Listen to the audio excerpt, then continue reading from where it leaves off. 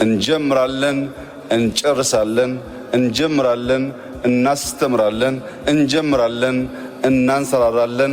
ይህ ኢትዮጵያዊነት ነው። መትከል ምግብም ነው፣ ውበትም ነው። የምንተክለው ምግባችንን ነው። የምንተክለው ለዓይናችን የሚያምር የሚመችን መስክ ለማየትም ጭምር ነው። ባለፉት ዓመታት ከ20 ሚሊዮን በላይ ኢትዮጵያውያን ተሰናስለው ለዚህ ህልም ባይተጉ ኖሮ 5 ወይም 10 ሚሊዮን ቢሆኑ ቁጥሩ 50 ቢሊዮን መድረስ አይችልም።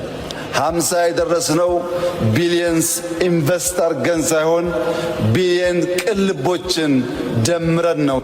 በዚህም የአፈር መሸርሸር ቀንሷል ሲባል የኢትዮጵያ እንደ ሀገር ኤግዚስት ማድረግ ተስፋ አለው ማለት ነው።